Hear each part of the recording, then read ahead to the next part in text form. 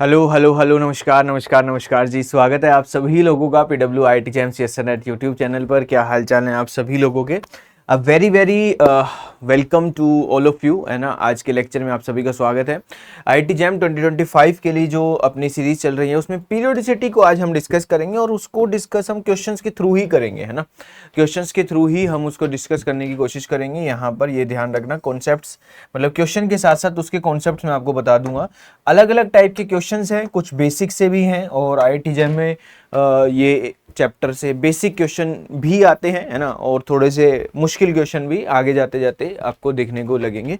ठीक है, तो आराम से जिसका पीरियोडिसिटी रिवाइज्ड है पूरा, और या फिर जिसने पहले पढ़ रखा है या जिसको थोड़ा सा प्रैक्टिस करनी है, वो आराम से ये चीज़ें देख सकता है। बेसिकली अगर मैं पीरियोडिसिटी की बात करूं तो वो ट्रेंड्स एक तो क्वेश्चन आते हैं, है ना। एक तो कुछ क्वेश्चन आते हैं जैसे पीरियोडिक टेबल के अकॉर्डिंग, है ना, मॉडर्न पीरियोडिक टेबल के अकॉर्डिंग कुछ क्वेश्चंस आते हैं। कुछ टूल्स एंड ट्रिक होती है जो हमें पता होना चाहिए मॉडर्न पीरियोडिक टेबल जैसे हम कहते हैं। ठीक है, जैसे भाई ऑर्बिटल्स कहाँ हैं, कितने ऑर्बिटल्स होंगे इस शेल में, है ना।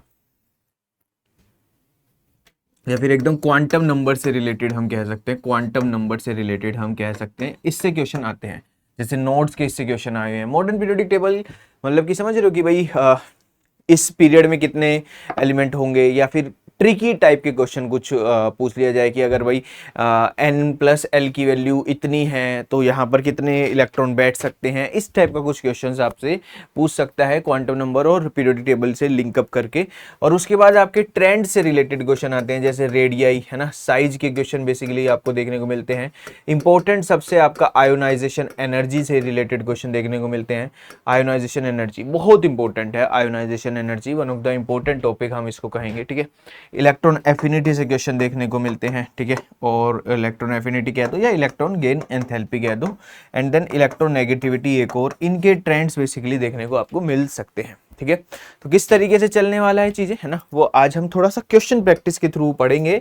तो आज हम सिर्फ क्वेश्चन पढ़ेंगे और उसके कॉन्सेप्ट, उस क्वेश्चन के अराउंड जो भी कॉन्सेप्ट होगा वो मैं आपको बताऊंगा। जैसे कि यहाँ पर कोई भी ट्रिक्स लग रही होगी, कोई भी तरीका होगा क्वेश्चन को जल्दी करने के लिए, वो सब चीजें हम देखेंगे, है ना। क्वेश्चन पढ़िए आराम से, आपको आराम से समय लेना है ना।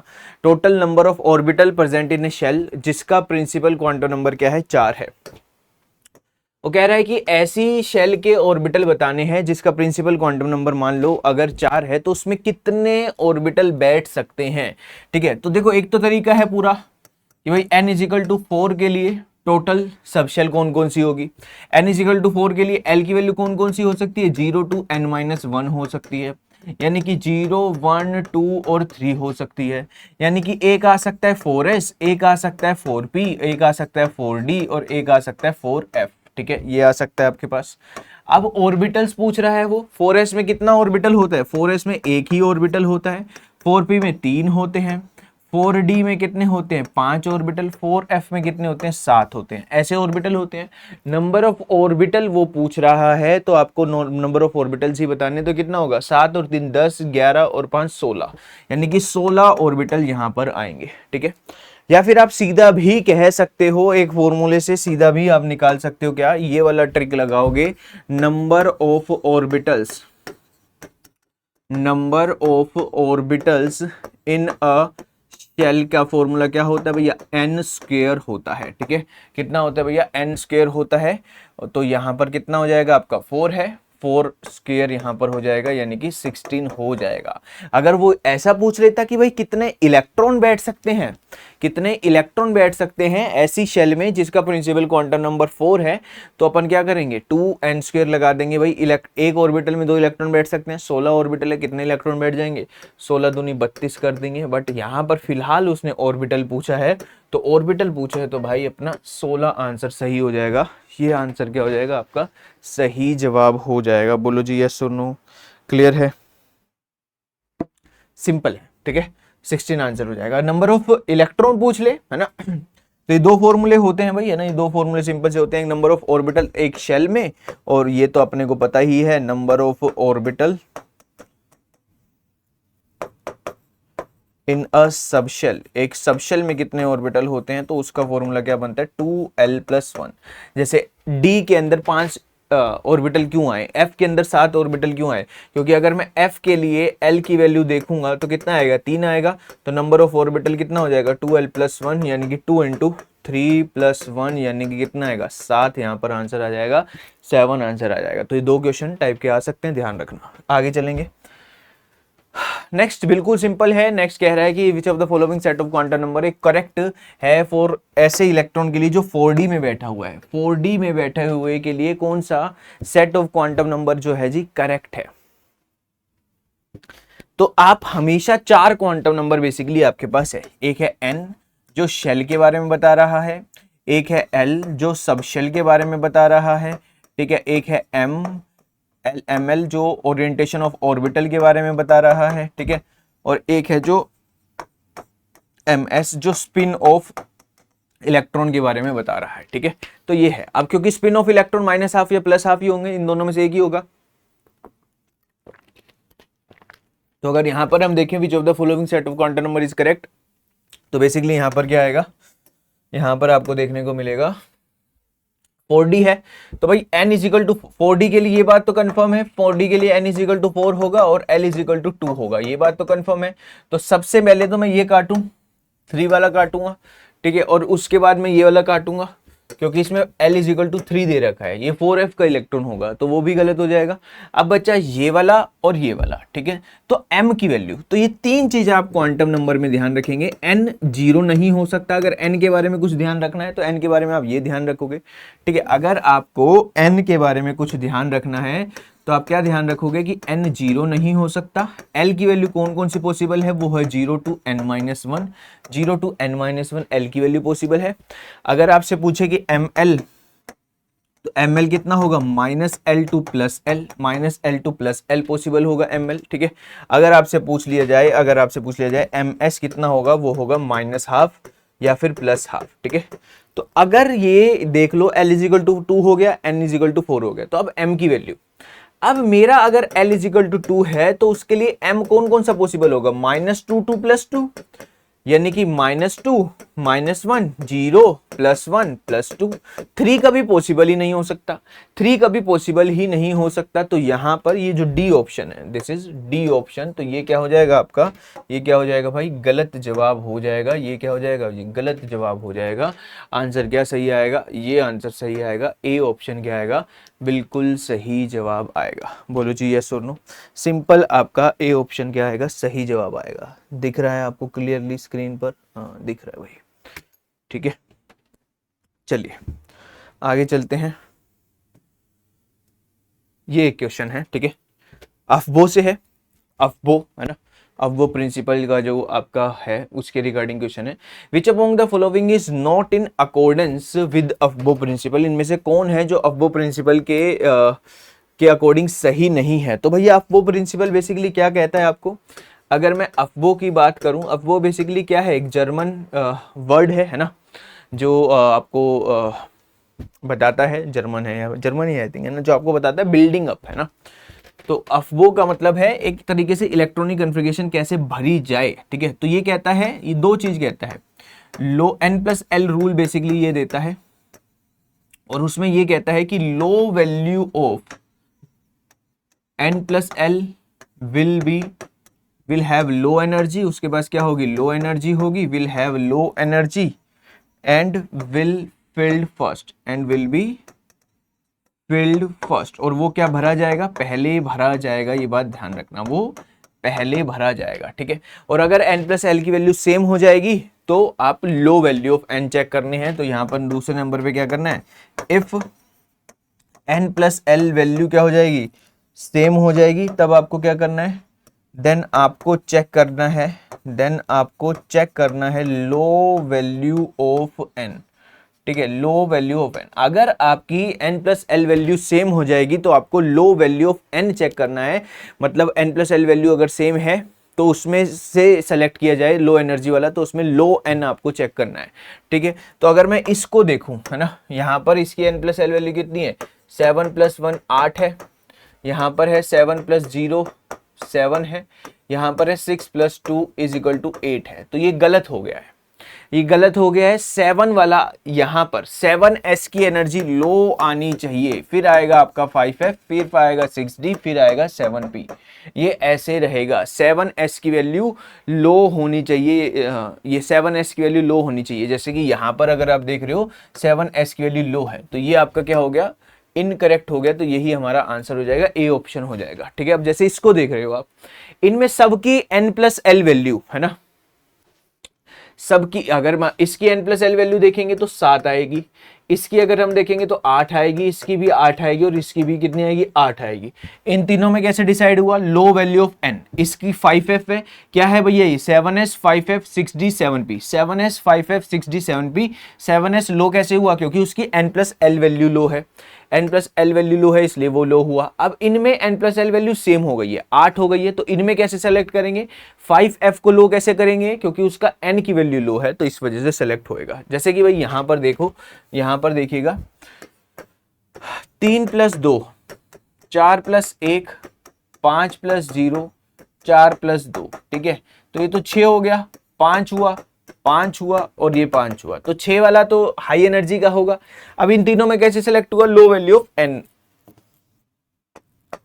इसकी एनर्जी लो मानी जाएगी क्योंकि n की वैल्यू लो है। सिमिलरली इसमें 6+0 कितना आएगा, 6 आएगा, ठीक है, 4+3 कितना आएगा, 7 आएगा, 5+2 कितना आएगा, 7 आएगा, 6+1 कितना आएगा, 7 आएगा। तो ये n+l वैल्यू लो है इसलिए ये सबसे पीछे आया। 4f 5d और 6p में कैसे डिसाइड करेंगे, थोड़ा सा देखना आराम से, है ना, थोड़ा सा देखना आराम से, सब्र करके देखना, है ना। 4f 5d और 6p में कैसे डिसाइड करेंगे, इनको डिसाइड करेंगे on the basis of low value of n। 4f में n की वैल्यू 4 है तो ये पीछे आ जाएगा। इस तरीके से मामला चलेगा, कोई दिक्कत कोई समस्या, ठीक है। तो इस तरीके से आपको करना है, ठीक है।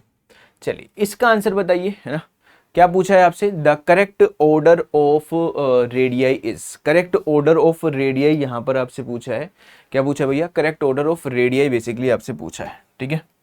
क्या रहने वाला है इसका आंसर, देखो अगर हम रेडियाई की बात करें तो 3-4 कॉन्सेप्ट है, यहां से यहां जाने पर, है ना, यहां से यहां जाने पर ये 3-4 कॉन्सेप्ट है, ये 3-4 कॉन्सेप्ट है। यहां से यहां जाने पर यहां से यहां जाने पर आपका क्या बढ़ता है, जेड इफेक्टिव बढ़ता है, ठीक है, जेड इफेक्टिव बढ़ता है, साइज क्या होता है, डिक्रीज होता है, ठीक है। यहां से यहां जाने पर जेड इफेक्टिव बढ़ता है, साइज डिक्रीज होता है।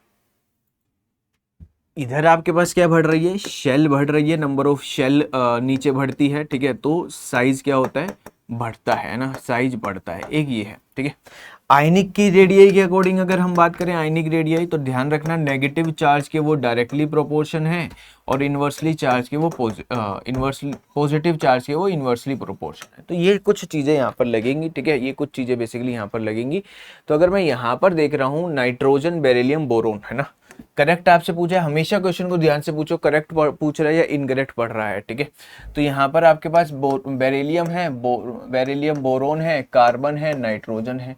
तो यहाँ से यहाँ जाने पर साइज क्या होता है, डिक्रीज होता है। यहाँ से यहाँ जाने पर साइज क्या होता है मेरे भाई, डिक्रीज होता है। तो साइज डिक्रीज होना चाहिए, ठीक है, साइज डिक्रीज होना चाहिए, नाइट्रोजन का साइज कम होना चाहिए। तो ये गलत हो गया, ये गलत हो गया। अब अगर अपन यहाँ पर देखें तो ये आइसो इलेक्ट्रॉनिक स्पीशीज है, 7 और 3 10, 7 + 3 10 इलेक्ट्रॉन है। यहाँ पर ये जैम में आ चुका है, पेपर के अंदर ही आया हुआ है जैम में। 8 + 2 ये भी 10 है, 9 + 1 ये भी 10 है। टोटल आइसो इलेक्ट्रॉनिक स्पीशीज है, एक ही पीरियड में बैठे वाली स्पीशीज है। तो यहाँ पर अपन क्या देखेंगे, ionic radius is directly proportion to negative charge, negative charge के डायरेक्टली प्रोपोर्शन आएगी। डायरेक्टली प्रोपोर्शन अगर ये आ रही है तो बिल्कुल ठीक है, ये है ना, बी स्टेटमेंट क्या है जी, बिल्कुल सही जवाब है। अगर उसके बाद हम ये देखें तीसरा ऑप्शन, Li है, Na है, K है, तो नीचे जाने पर साइज बढ़ना चाहिए, ठीक है। तो आपके पास होना चाहिए K, then Na, then Li सबसे छोटा होना चाहिए, इसने बीच में बिठा रखा है तो ये गलत है, ठीक है। उसके बाद अगर पॉजिटिव चार्ज, यहाँ पर पॉजिटिव है, ये 2 पॉजिटिव है, 3 पॉजिटिव है, नहीं दिख रहा तो मैं लिख देता हूँ 3 पॉजिटिव है, इस तरीके से है, ठीक है, इस तरीके से है। तो अगर मैं 4 पॉजिटिव की बात करूं तो इसका साइज सबसे छोटा होना चाहिए, यहां होना चाहिए। तो ये वाली बात क्या है, ये वाली बात, ये ऑप्शन ऐसे गिवन है जबकि ये होना यहां चाहिए था, तो ये भी क्या हो गया जी, गलत आंसर आपका हो गया है। इसे भी हम गलत में ही रखेंगे। क्लियर है भाई, बोलो जी। चलिए जैसे ये क्वेश्चन है, ठीक है, ये क्या कह रहा है, ये आपका फर्स्ट ऑप्शन कह रहा है कि IE1 बेरिलियम की ज़्यादा है IE1 ऑफ बोरोन से, क्या ये सही बात है? दूसरा ऑप्शन कह रहा है कि IE2 ज़्यादा है Na की IE2 ऑफ Mg से, क्या ये सही बात है? तीसरा ऑप्शन कह रहा है कि IE3 ज़्यादा है Mg की IE3 ऑफ बेरिलियम से, ठीक है, क्या ये बात सही है? फिर आपके पास ज़्यादा क्या है, IE1 ज़्यादा है नाइट्रोजन की then IE1 of oxygen. Question में क्या लिखा है, अमंग द फॉलोइंग इनकरेक्ट वाला पूछा है। क्या पूछा है मेरे भाई, इनकरेक्ट पूछा है, इनकरेक्ट बेसिकली आपसे पूछा है, ठीक है, इनकरेक्ट आपसे पूछा है, जो गलत है वो पूछा है। तो अगर मैं बेरिलियम और बोरोन की बात करूं, ठीक है, तो ये रहा बेरिलियम, ये रहा बोरोन, ठीक है, फर्स्ट है, फर्स्ट पूछा हुआ है। बेरिलियम की आयोनाइजेशन एनर्जी इलेक्ट्रॉनिक कन्फिगरेशन है 2s2, इसकी है 2s2 2p1। अब आप मुझे बताओ किस में से, हमेशा हमने ये बात पढ़ी है, ये बात हमने समझी है कि कभी भी एक पीरियड से, एक पीरियड में आप इलेक्ट्रॉनिक कन्फिगरेशन या फिर आयोनाइजेशन एनर्जी कंपेयर कर रहे हो एक पीरियड में, तो आपको हमेशा हमेशा ध्यान रखना है उनकी आयोनाइजेशन एनर्जी आपको लिखनी पड़ेगी, ये बात ध्यान रखना। कभी भी एक पीरियड में आयोनाइजेशन एनर्जी कंपेयर कर रहे हो तो उनकी इलेक्ट्रॉनिक कन्फिगरेशन आपको लिखनी पड़ेगी, ये बात ध्यान रखना। अगर मैं 2s2 और 2s2 और 2p1 से कंपेयर करूं तो 2s2 एक स्टेबल है, ये चीज क्या है भाई, ये एक स्टेबल इलेक्ट्रॉनिक कन्फिगरेशन है, this is a stable electronic configuration, ये एक स्टेबल इलेक्ट्रॉनिक कन्फिगरेशन है बेरिलियम वाली। तो ये बोरोन से ज्यादा होगी इसकी आयोनाइजेशन एनर्जी, ठीक है, बेरिलियम वाले की ज्यादा होगी। अगर अपन वैसे चले जाएंगे कि भाई एक तो ये कॉन्सेप्ट होता है कि जेड इफेक्टिव बढ़ रहा है, तो जेड इफेक्टिव और आयोनाइजेशन एनर्जी का क्या रिश्ता है, डायरेक्टली प्रोपोर्शन रिश्ता है। तो जेड इफेक्टिव बढ़ रहा है तो आयोनाइजेशन एनर्जी भी बढ़ेगी, एक तो ये बात है ना। मगर हम सिर्फ ये नहीं लगा सकते हैं, सिर्फ ये नहीं लगा सकते, एक पीरियड में जब भी कंपेयर करोगे तो इलेक्ट्रॉनिक कन्फिगरेशन निकालोगे। 2s2 एक स्टेबल इलेक्ट्रॉनिक कन्फिगरेशन है, फुल्ली फिल्ड सबशेल है यहाँ पर, तो इसमें से इलेक्ट्रॉन निकालना मुश्किल है, तो बेरिलियम बोरोन को हराता है और बेरिलियम की ज्यादा होती है बोरोन से, तो ये बात बिल्कुल सही है, हम सहमत करते हैं। अब बात है सोडियम की और Mg की, ठीक है, तो यहां पर मैंने Na लिखा, यहां पर Mg लिखा। इलेक्ट्रॉनिक कन्फिगरेशन लिखो, 1s2 है, 2s2 है, 2p6 है, 2p6 है, 3s1 है। यहां पर क्या है, 1s2 है, 2s2 है, 2p6 है और 3s2 है, ठीक है। इसमें से मान लो मैंने एक इलेक्ट्रॉन निकाल दिया। अब देखो क्या कह रहा है वो, सेकंड आयोनाइजेशन एनर्जी कंपेयर करवा रहा है। वो क्या करवा रहा है भाई, सेकंड आयोनाइजेशन एनर्जी कंपेयर करवा रहा है। सेकंड आयोनाइजेशन एनर्जी 1s2 हो गया, 2s2 हो गया, 2p6 हो गया, ठीक है, ये रहा। यहां पर आपसे एक और इलेक्ट्रॉन निकाला तो यहां पर 1s2 हो गया, 2s2 हो गया, 2p6 हो गया और 3s1 हो गया, ठीक है। तो this is a first ionisation energy compare. अब इसमें से जो इलेक्ट्रॉन निकलेगा वो निकालना आसान है या वो निकालना मुश्किल है, वो कंपेयर करेगा सेकंड आयोनाइजेशन एनर्जी। क्या कह रहे हैं भाई, ये दोनों में से इलेक्ट्रॉन निकालना अगर आप देख रहे हो तो ये कंपैरिजन हो गया किस चीज का, फर्स्ट आयोनाइजेशन एनर्जी का हो गया है। अब इसमें से बात बनेगी सेकंड आयोनाइजेशन। तो अब आपको बिल्कुल स्पष्ट दिख रहा है, एक इलेक्ट्रॉन निकलेगा 2p6 में से और एक निकलेगा थर्ड में से। एक सेकंड सेल से निकल रहा है, एक थर्ड सेल से। तो सेकंड सेल से निकालना मुश्किल है क्योंकि वो न्यूक्लियस के ज्यादा क्लोज है। और this is a noble gas electronic configuration, neon की इलेक्ट्रॉनिक कन्फिगरेशन है। तो this is a stable electronic configuration, ये होगी IE2 स्टेबल इलेक्ट्रॉनिक कन्फिगरेशन है। ये फुल्ली फिल्ड शेल है, ठीक है, फुल्ली फिल्ड शेल है, इसे हम क्या कहेंगे मेरे भाई, फुल्ली फिल्ड शेल है। तो इसमें से इलेक्ट्रॉन निकालना मुश्किल है, मुश्किल है, तो भाई यहां पर हम कहेंगे कि ये बात बिल्कुल ठीक है, ठीक है। उसके बाद कह रहा है Mg और बेरिलियम, थर्ड पूछ ले रहा है Mg और बेरिलियम की। तो अगर थर्ड आपसे पूछ रहा है तो Mg और बेरिलियम BMg, तो भाई सीधी सी बात है, यहां तो नीचे जाने पर साइज बढ़ता है, साइज बढ़ता है तो आयोनाइजेशन एनर्जी क्या होती है, डिक्रीज होती है। अगर सीधा कॉन्सेप्ट लगाएं और सीधा ही कॉन्सेप्ट लगेगा, अरे समझो किसी का साइज छोटा है तो उसका आउटर मोस्ट इलेक्ट्रॉन न्यूक्लियस के ज्यादा क्लोज है, ज्यादा क्लोज है, तो उसमें से इलेक्ट्रॉन निकालने में दिक्कत होगी और मेहनत ज्यादा लगेगी। मेहनत ज्यादा मतलब एनर्जी ज्यादा लगेगी। तो बेरिलियम में ज़्यादा एनर्जी चाहिए, Mg में कम एनर्जी चाहिए। तो ध्यान रखना बेरिलियम की ज़्यादा होनी चाहिए और ये कह रहा है कि Mg की ज़्यादा है, तो this is a incorrect statement. ये क्या है, इनकरेक्ट है। तो मतलब कि इनकरेक्ट है, तो हमारा ऑप्शन में इनकरेक्ट ही पूछा, तो ये बात सही है। नाइट्रोजन और ऑक्सीजन को बिल्कुल सिंपली लोगों को ये याद भी है, ये एक्सेप्शन है ना, नाइट्रोजन और ऑक्सीजन है ना। नाइट्रोजन और ऑक्सीजन भी भाई सिंपल यही है कि नाइट्रोजन है और ऑक्सीजन है। एक्सपेक्टेड था ऑक्सीजन की ज़्यादा होगी, बट नाइट्रोजन में क्या रहता है, 2s2 2p3 रहता है और यहाँ पर 2s2 2p4 रहता है। मैंने क्या कहा, जब भी मैं एक पीरियड की आयोनाइजेशन एनर्जी कंपेयर करूंगा तो मैं उसकी इलेक्ट्रॉनिक कन्फिगरेशन हमेशा लिखूंगा ही लिखूंगा। क्या कह रहा हूं मैं, उसकी इलेक्ट्रॉनिक कन्फिगरेशन लिखूंगा ही लिखूंगा। तो this is a stable electronic configuration. ये क्या है, half filled stable electronic configuration है। तो ये इसको हरा देगी, ये ध्यान रखना, नाइट्रोजन ऑक्सीजन को हरा देगा। तो वो वाली स्टेटमेंट क्या है, करेक्ट है, तो आंसर में वो नहीं आएगा। इनकरेक्ट और करेक्ट ध्यान से पढ़ लेना भैया, ठीक है। चलिए इस क्वेश्चन का आंसर बताइए क्या होगा।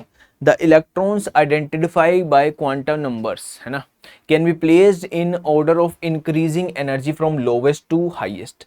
जब भी किसी भी एक ऑर्बिटल की लोवेस्ट टू हाईएस्ट वाली बात आ रही है, या फिर आपको कोई भी सबशेल को लोवेस्ट टू हाईएस्ट डिसाइड करना है, तो ध्यान रखना वहां पर आप अफबो ही लगाते हो। अफबो क्या कहता है, लो वैल्यू ऑफ n+l जो होगा वो लो एनर्जी करेगा, और अगर n+l वैल्यू सेम हो जाए तो मैं उसमें low value of n check करूंगा। तो ये कुल मिला के अफबो से ही होएगा।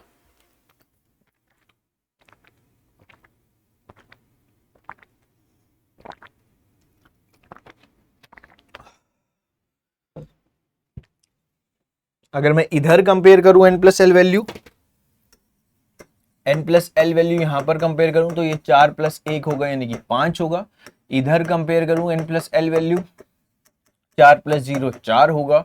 इधर कंपेयर करूं n+l वैल्यू, 3 + 2 5 होगा। और इधर कंपेयर करूं n+l वैल्यू तो 3 + 1 कितना होगा, 4 होगा। ठीक है, तो सीधी सी बात है, अगर n+l वैल्यू कंपेयर करनी है तो 4 छोटी है, तो फोर्थ और सेकंड की तो लो एनर्जी होगी ही होगी। तो यहां पर किसी ने फर्स्ट और थर्ड लिख रखा है, ये काट दो, ये भी काट दो, है ना, ये दोनों तो गए।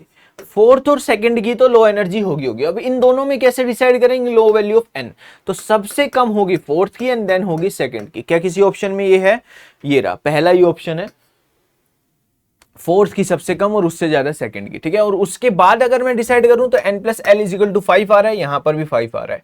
अब इन दोनों की n+l वैल्यू सेम हो जाएगी, तो इनमें लो एनर्जी कैसे डिसाइड होगी, on the basis of n। इसकी n की वैल्यू छोटी है तो यहां पर आएगा थर्ड और सबसे ऊपर आएगा फर्स्ट, और वही वहां पर लिखा है fourth, second, third and first. क्या लिखा हुआ है जी, fourth, second, third and first. Simply आपका ये आंसर हो जाएगा। क्लियर है भाई, चलें आगे। चलिए, ये जियो साइंटिस्ट के प्री में आया हुआ था भाई, जियो साइंटिस्ट के प्री का क्वेश्चन है ये। ठीक है, प्री का क्वेश्चन है। क्या है question, the numbers of radial nodes, planar nodes and non planar angular nodes, है ना। क्या पूछा हुआ है, रेडियल नोड पूछा है, प्लेनर नोड पूछा है and non planar angular nodes basically पूछा हुआ है। ठीक है, तो कैसे करेंगे, देखो भाई, नंबर ऑफ रेडियल नोड्स, किसी के अंदर भी रेडियल नोड जैसे 3d(z²) है। ठीक है, तो सीधी सी बात है 3d(z²) की अगर हम बात करेंगे तो इसके अंदर रेडियल नोड की अगर हम बात करेंगे, रेडियल नोड, है ना, रेडियल नोड की हम बात करेंगे तो ये होगा n-l-1, यानी कि 3 - 2 - 1 यानी कि 0, तो 0 आएगा। सर अब ये क्या नई बला है ना, नॉन प्लेनर एंगुलर नोड और प्लेनर एंगुलर नोड। हमने तो एंगुलर नोड पढ़ा है, हमें तो एंगुलर नोड पता है सर, इसका एंगुलर नोड पता है। एंगुलर नोड क्या होता है, L होता है। ठीक है, तो वो तो इसका 2 है, मगर वो नॉन प्लेनर है या प्लेनर है, तो ध्यान रखना। अगर आपने इसका 3d(z²) का ऑर्बिटल थोड़ा भी आपको याद आ रहा हो तो ये कुछ ऑर्बिटल इस तरीके से होता है और यहां पर रिंग होती है। ठीक है, तो इसका जो एंगुलर नोड गिरता है ना, वो कोनिकल गिरता है। ठीक है, वो सिर्फ इसी में आएगा। अगर ये नॉन प्लेनर एंगुलर नोड कोई आ सकता है तो वो dz² में ही आ सकता है और कहीं पर नहीं आ सकता। कोनिकल नोड गिरता है, वरना आपका एंगुलर नोड क्या है, एंगुलर नोड प्लेन है, ऐसे एक काटा, एक कट गिर गया, दूसरा कट गिर गया, वो है आपका एंगुलर नोड। बट इसमें ऐसे प्लेनर वाला नहीं गिरता, ठीक है। केमिकल बॉन्डिंग में ये बताया जाता है कि भैया एंगुलर नोड जो होते हैं वो प्लेनर ही हैं। भाई ऐसे एक प्लेन डाल दिया, जैसे पी ऑर्बिटल में पीएक्स में ऐसा एक प्लेन डाल दिया, वो प्लेनर है ना। डी एक्स वाई में आपका एक ऐसे डाल दिया और एक ऐसे डाल दिया, ठीक है, ठीक है, एक ऐसे डाल दिया और एक ऐसे डाल दिया, तो वो दोनों एंगुलर नोड ही है, मगर वो प्लेनर है। सिर्फ डी जेड स्क्वायर में, in fact d x square minus y square में भी जो एंगुलर नोड है वो प्लेनर ही है, तो इसमें नॉन प्लेनर है। तो अगर हम इसको सेलेक्ट करेंगे, रेडियल 3D जीरो का पूछा हुआ है, तो 3D जीरो स्क्वायर का पहले जीरो आएगा भाई, है ना, रेडियल नोड जीरो है। प्लेनर एंगुलर नोड इसका कितना है, जीरो है। और अगर मैं इसकी बात करूं नॉन प्लेनर एंगुलर नोड, इसमें कितने हैं, 2 हैं। तो 0 0 2 कहां पर है, सिर्फ पहले में ही है, आंसर यही ठीक होगा। कभी भी ऐसे करके निकल मत जाना, हमेशा अपनी बात को दोबारा चेक करना अगले दोनों चीजों से। आपका आंसर आ गया है बट फिर भी चेक करना कि आपने जो लगाया वो सही है या नहीं है, ठीक है। 3s, ठीक है, 3s में अगर हम बात करेंगे इसका एंगुलर रेडियल नोड का फॉर्मूला बेसिकली क्या है,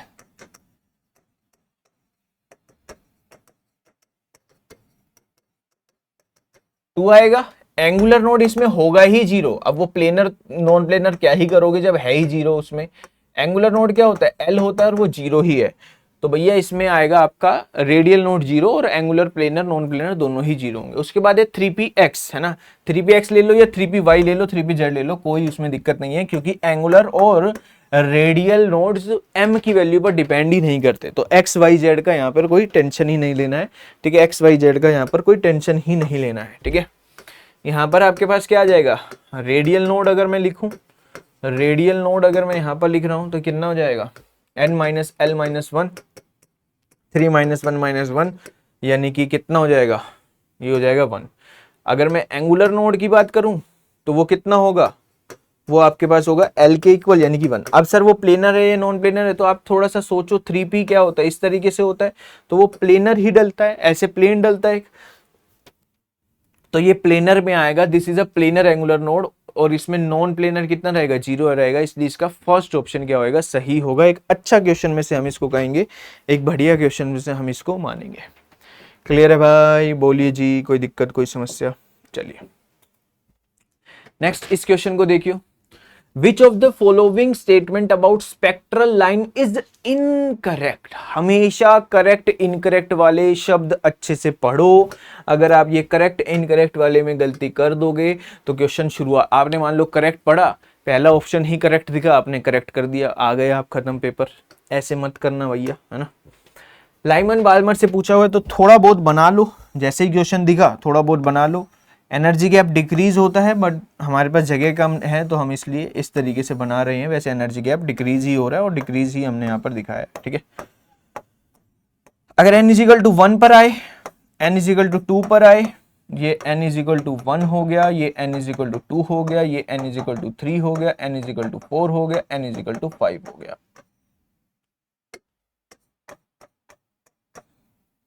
ठीक है। तो भैया यहाँ पर आपका लाइमन है, यहाँ पर आपका बाल्मर सीरीज है, यहाँ पर आपका पास्चन है, यहाँ पर आपका ब्रैकेट है, ठीक है। और अगर इसको फर्दर और खींचना है आपने तो n इजिकल टू 6 करना है, तो यहाँ पर upon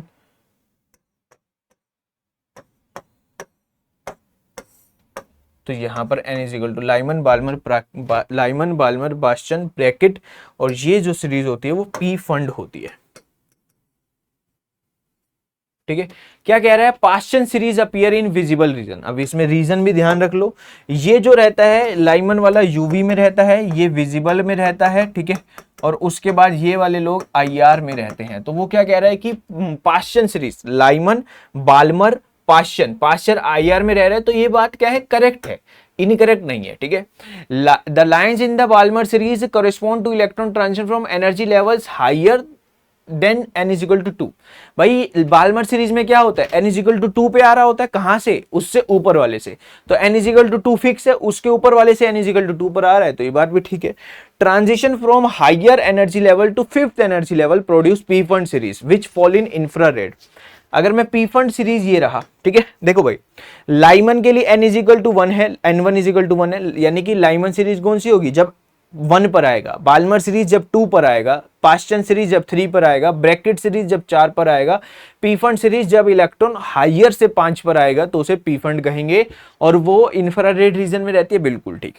the lines of Lyman series appear in the visible region, नहीं, विजिबल रीजन में बाल्मर रहता है, लाइमन नहीं रहता, तो ये आंसर क्या हो जाएगा आपका, इनकरेक्ट हो जाएगा। तो मेरा सही आंसर भी मैं इसी को ही कहूंगा, सही आंसर में से मैं इसी को ही रखूंगा। बोलो जी यस और नो। चलिए इसका आंसर करिए क्या होगा।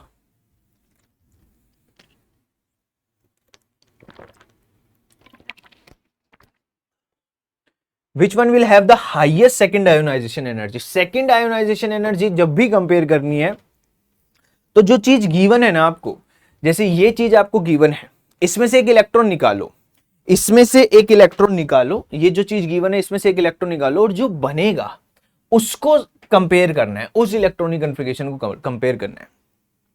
जैसे मान लो आपको थर्ड आयोनाइजेशन एनर्जी कंपेयर करनी है, तो गिवन चीज में से 2 इलेक्ट्रॉन निकाल दो, ठीक है, उसके बाद जो बना उनको कंपेयर करो। तो इसमें सेकंड निकालनी है तो अपन इसको कंपेयर ही नहीं करेंगे, कंपेयर किसको करेंगे, इसको करेंगे। 1s2 2s2 2p6 इधर है, 1s2 2s2 2p3 है, ठीक है, और इधर है आपके पास 1s2 2p5, और यहां पर आपके पास हो गया 1s2 2s2 2p6 हो गया, और 3s2 हो गया, ठीक है। अब आपको इनमें से निकालना है, ठीक है, इनमें से आपको निकालना है, ये बात ध्यान रखना, ये होगा कंपैरिजन।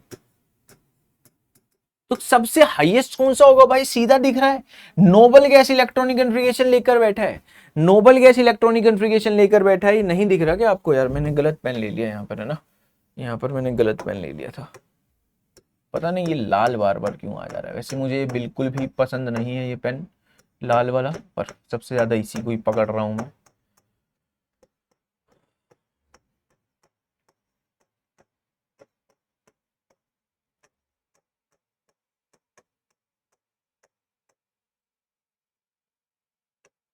ठीक है, तो सबसे ज्यादा स्टेबल 1s2 2s2 2p6 है, तो इसमें से इलेक्ट्रॉन निकालना मुश्किल होगा, क्योंकि ये नोबल गैस इलेक्ट्रॉनिक कन्फिगरेशन है। आंसर मेरा क्या आ जाएगा, ए आ जाएगा, ठीक है, आंसर मेरा क्या आ जाएगा, ए आंसर आ जाएगा।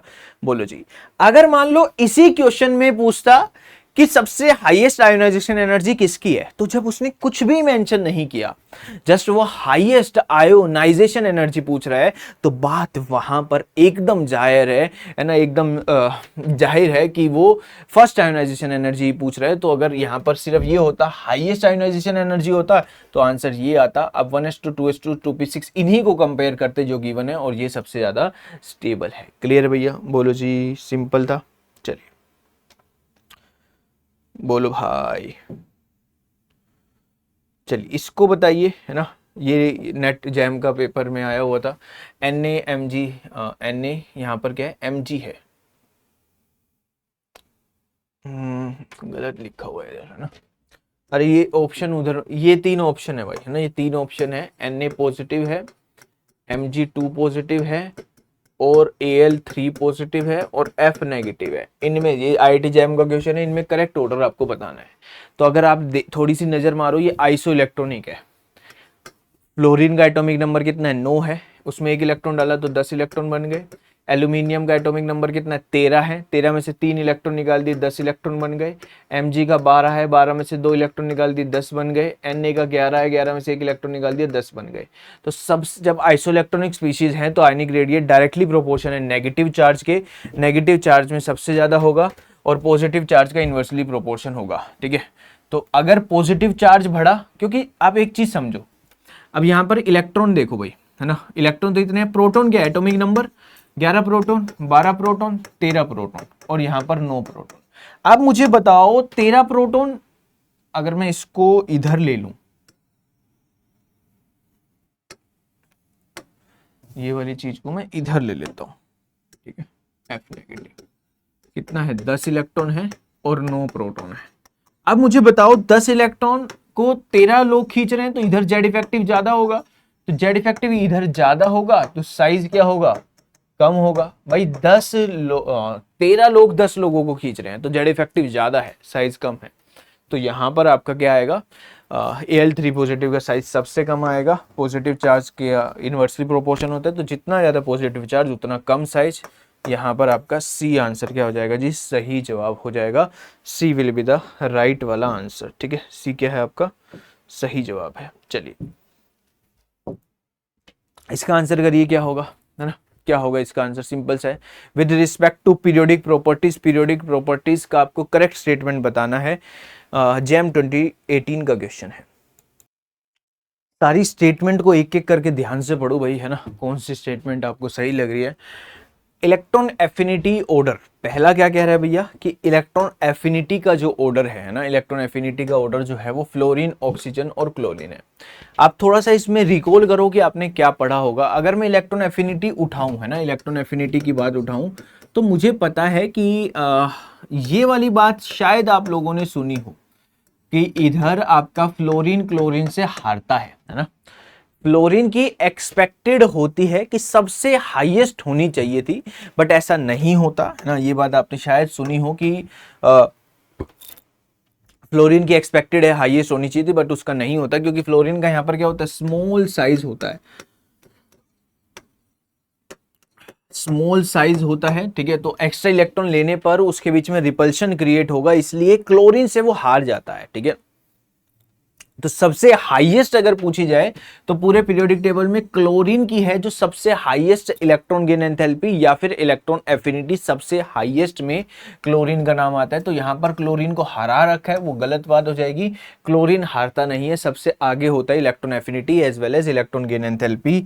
एक ही ऑर्डर आता है, कंफ्यूज मत होना, इलेक्ट्रॉन गेन एंथैल्पी और इलेक्ट्रॉन एफिनिटी का एक ही ऑर्डर आता है। ठीक है, फर्स्ट आयोनाइजेशन एनर्जी आपसे पूछी है, एल्यूमिनियम है, Mg है, K है। आपको कुछ भी नहीं ध्यान आ रहा हो तो सबसे पहले लोकेशन पकड़ो आप, है ना, लोकेशन पकड़ो। यहाँ पर Li होता है, यहाँ पर Na होता है, यहाँ पर K होता है।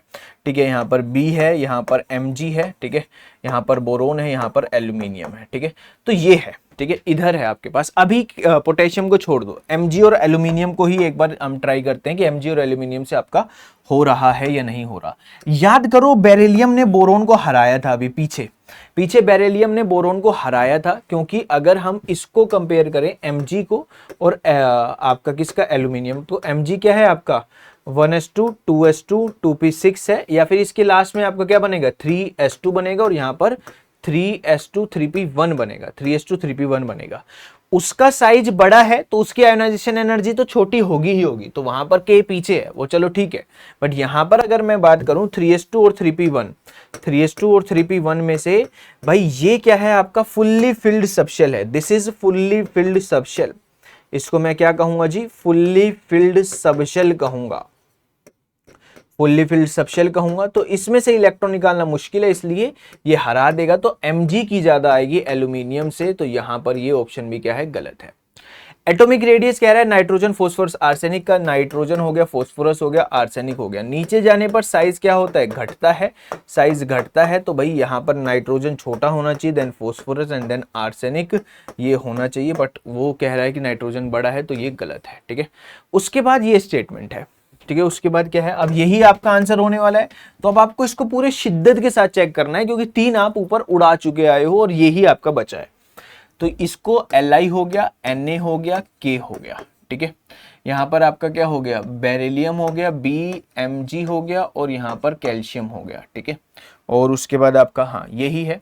तो अब मेरे को ये K पॉजिटिव है, 2 पॉजिटिव है और 2 पॉजिटिव है। ठीक है, तो भाई सीधी सी बात है, यहां पर Mg इन दोनों में से छोटा है, तो Mg 2 पॉजिटिव तो बिल्कुल पीछे आएगा ही आएगा। ठीक है, अब K पॉजिटिव और Ca 2 पॉजिटिव में इनको कैसे डिसाइड करूंगा, क्योंकि ये एक ही पीरियड के हो गए हैं, तो एक ही पीरियड, भाई Mg 2 पॉजिटिव पीछे आया क्योंकि वो शेल ऊपर वाले, मतलब कि वो आपका कौन से पीरियड का, 3rd पीरियड का या 4th पीरियड के, तो वो ऊपर वाले पीरियड के, इसलिए वो छोटा हुआ। बट K पॉजिटिव और इधर इसको कैसे डिसाइड करेंगे, इस बात पे कि आयनिक रेडियाई इनवर्सली प्रोपोर्शन है पॉजिटिव चार्ज के इनवर्सली प्रोपोर्शन है। तो इन दोनों में ये K2 पॉजिटिव है, तो इसका साइज क्या होगा, छोटा होगा, ये बात ध्यान रख लेना।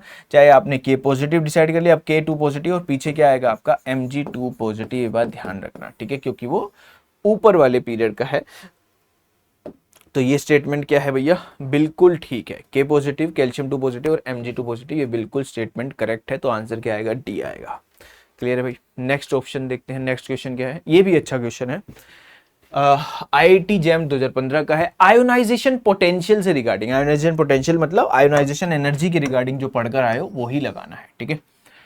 अब पहला स्टेटमेंट कह रहा है नॉन मेटेलिक करेक्टर घटता है, नॉन मेटेलिक करेक्टर आपको क्या करता है, घटता है। करेक्ट पूछी है, पिछले वाले में भी क्या पूछी थी, पिछले वाले में भी करेक्ट पूछी थी, ठीक है। हमेशा 2 बार उसको देख लेना, करेक्ट पूछा है या इनकरेक्ट पूछा है, उसमें कोई दिक्कत नहीं है। नॉन मेटेलिक करेक्टर कह रहा है वो कि एक एलिमेंट का डिक्रीज होगा as the ionization potential increases. तो देखो भैया, ionization potential and metallic character का रिलेशन है। अगर किसी चीज, मेटेलिक करेक्टर क्या होता है ना, आयोनाइजेशन पोटेंशियल और मेटेलिक करेक्टर का ही रिलेशन होता है बेसिकली। आयोनाइजेशन पोटेंशियल क्या है, किसी का आयोनाइजेशन पोटेंशियल कम है मतलब कि उसमें से इलेक्ट्रॉन निकालना आसान है। जैसे जो मेटल्स होते हैं ना, मेटल्स का आयोनाइजेशन पोटेंशियल क्या होता है, कम होता है। ध्यान से सुनो, सुनने की ही बात है, सुनोगे तो समझ में आएगा। मेटल्स का आयोनाइजेशन पोटेंशियल कम होता है क्योंकि मेटल्स का काम क्या है, इलेक्ट्रॉन पॉजिटिव नेचर होता है, इलेक्ट्रॉन देना उसका काम होता है। तो अगर आयोनाइजेशन पोटेंशियल कम होगा तभी वो इलेक्ट्रॉन इजीली दे पाएंगे। तो अगर आयोनाइजेशन पोटेंशियल कम है तो मेटेलिक करेक्टर क्या होता है, ज्यादा होता है। यानी कि आयोनाइजेशन पोटेंशियल और मेटेलिक करेक्टर क्या होता है, इनवर्सली प्रोपोर्शन है। जबकि इस स्टेटमेंट में वो कह रहा है कि नॉन मेटेलिक करेक्टर और आयोनाइजेशन पोटेंशियल का इनवर्सली रिलेशन है। तो ये बात क्या हो गई, गलत है। इस चीज को रिलेट करो। जैसे भाई सोडियम का आयोनाइजेशन पोटेंशियल क्या है, कम है। क्यों? क्योंकि सर सोडियम एक मेटल है। मेटल मतलब जो इलेक्ट्रोपॉजिटिव नेचर के रहते हैं, मतलब जो हवा में भी इलेक्ट्रॉन दे दें। उसका अगर आयोनाइजेशन पोटेंशियल कम है, उसकी बात का मतलब यह है कि इसमें से इलेक्ट्रॉन निकलना बहुत आसान है, आपको खर्चा कम करना पड़ेगा। इलेक्ट्रॉन निकलना आसान है तो वो मेटल की तरह ज्यादा अच्छे से बिहेव करेगा, यानी कि इलेक्ट्रोपॉजिटिव अच्छे से बिहेव करेगा। तो किसी का आयोनाइजेशन पोटेंशियल ज्यादा मतलब मेटेलिक करेक्टर कम, और किसी का आयोनाइजेशन पोटेंशियल कम तो मेटेलिक करेक्टर ज्यादा। जबकि वो नॉन मेटल को रिलेट करवा रहा था इनवर्सली, तो वो बात गलत है। Ionization potential decreases down the group, ये रहा मेरा आयोनाइजेशन पोटेंशियल। साइज बढ़ता है नीचे जाने पर, तो आयोनाइजेशन पोटेंशियल क्या होता है, घटता है, ठीक है। जैसे भाई मेरे पास है Li है, Na है, ठीक है। तो Li और Na में लिथियम का साइज छोटा है, तो लिथियम का जो आउटर मोस्ट इलेक्ट्रॉन है वो न्यूक्लियस के ज्यादा क्लोज होगा, तो उसको निकालने में आपको ज्यादा मेहनत करनी होगी। सोडियम है, सोडियम का आउटर मोस्ट इलेक्ट्रॉन, क्योंकि एक शेल ऐड हो गई है, एक शेल ऐड हो गई है, तो सोडियम का आउटर मोस्ट इलेक्ट्रॉन न्यूक्लियस से दूर आ गया, तो इसमें से इलेक्ट्रॉन निकालना आसान है। तो ये बात बिल्कुल ठीक है कि डिक्रीज करता है डाउन द ग्रुप, ये बात बिल्कुल ठीक है। आंसर मिल गया है, अब अपने को आंसर को प्रूफ रीड करना है कि वो बिल्कुल सही है या नहीं है। आइए देखते हैं अगली statement. Second ionization potential of calcium is greater than potassium. तो ये रहा आपका कैल्शियम और पोटेशियम, है ना, ये रहा कैल्शियम, है ना, और ये रहा पोटेशियम एंड कैल्शियम हो गया, ठीक है।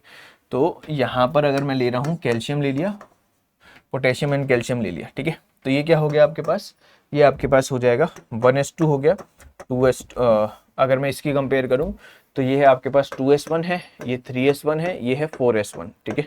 तो ये आपके पास आएगा 3s2 3p6 4s1, है ना, यही आएगा ना भाई, क्योंकि यहाँ पर ये 1s2 2s1 होता है 3, हाँ ठीक है। और ये आपके पास बन जाएगा 3s2 3p6 4s2, ठीक है। अब क्या पूछ रहा है वो, सेकंड आयोनाइजेशन पोटेंशियल पूछ रहा है ना, सेकंड आयोनाइजेशन पोटेंशियल पूछ रहे हैं ना, तो इसमें से एक एक इलेक्ट्रॉन निकाल दो। इलेक्ट्रॉन निकाल दिए, ये बना 3s2 3p6 बना, और ये बना 3s2 3p6 और 4s बना। अब आप मुझे बताओ इसमें से इलेक्ट्रॉन निकालना इनमें से किसके अंदर मुश्किल है, उसमें से 3s2 3p6 में से। यानी कि अगर सेकंड आयोनाइजेशन पोटेंशियल की बात करें तो वो पोटेशियम की ज्यादा होगी एज कंपेयर टू कैल्शियम में। और वो क्या कह रहे हैं, वो कह रहे हैं कि कैल्शियम की गलत ज्यादा है, तो ये बात गलत हो गई। आयोनाइजेशन पोटेंशियल डिक्रीज करता है लेफ्ट टू राइट में, नहीं भाई, लेफ्ट टू राइट पे जाने पर जेड इफेक्टिव बढ़ता है, तो आयोनाइजेशन पोटेंशियल भी बढ़ना चाहिए, ठीक है। Z effect left to right में आयोनाइजेशन पोटेंशियल बढ़ता है तो जेड इफेक्टिव भी बढ़ना चाहिए भाई। जेड इफेक्टिव ज्यादा है मतलब न्यूक्लियस के क्लोज है, न्यूक्लियस के क्लोज है तो इलेक्ट्रॉन निकालना मुश्किल है, यानी कि ज्यादा एनर्जी खर्च करनी पड़ेगी। तो ये बात आपका डिक्रीजेज वाली बात बिल्कुल गलत है। तो आंसर क्या हो जाएगा, बी स्टेटमेंट क्या हो जाएगा, आपका सही जवाब हो जाएगा। तो ये क्वेश्चन थे हमारे, है ना, ये हमने डिस्कस किए हैं। आई होप आपने देखे होंगे आराम से क्वेश्चन, ठीक है, और खुद से प्रैक्टिस किए होंगे, है ना, खुद से थोड़े से प्रैक्टिस किए होंगे। किसी भी क्वेश्चन में कोई भी डाउट हो उसको एक बार दोबारा देखना, आराम से देखना, समझना, है ना। अगर बाई चांस कुछ इनिशियल में कुछ अगर क्वेश्चन नहीं दिखा होगा तो उसको थोड़ा सा जूम करके देखने की कोशिश कर लेना, है ना, वैसे दिख जाएगा, ठीक है, आराम से, ठीक है। इसी तरीके से हम आगे भी और भी क्वेश्चंस लेके आएंगे, तो आप अपनी प्रैक्टिस, अपना रिवीजन अच्छे से रखो, है ना। अब जैसे भाई जो जैम 2025 की तैयारी कर रहा है, ऑब्वियसली उसने पीरियोडिसिटी टॉपिक तो पढ़ ही लिया होगा, है ना, ऐसा एक्सपेक्ट कर सकते हैं, तो उसके क्वेश्चन आप ट्राई कर सकते थे, है ना। तो आई होप आपने अच्छा ही इसमें क्वेश्चन करते वक्त किया होगा। जल्दबाजी मत किया करो क्वेश्चन में, आराम से क्वेश्चन को देखा करो। बेसिक गलतियां जो गलतियां कम करेगा उसका पेपर ऑटोमेटिकली अच्छा होता ही है, क्योंकि इन द एंड सब लोग सब कुछ ऑलमोस्ट पढ़ ही लेते हैं, है ना। मतलब कि एक बंच ऑफ स्टूडेंट्स हम कह सकते हैं ना, मतलब कि एक कलेक्शन पढ़ लेती हैं चीज़ें जो अच्छा कर सकते हैं एग्जाम में। अब उनमें डिसाइडिंग फैक्टर ये रह जाता है कि गलतियां कम करें, तो क्वेश्चन को थोड़ा सा धीमा धीमा करो, है ना, आराम से करो, क्योंकि समय पूरा रहेगा, पेपर में समय पूरा रहेगा, आपको समय की दिक्कत नहीं आएगी। आईआईटी जैम में खासकर समय की कभी दिक्कत नहीं आती, तो क्वेश्चन में समय लीजिए। थैंक यू सो मच, अपना ध्यान रखिए, bye bye, take care, thank you so much.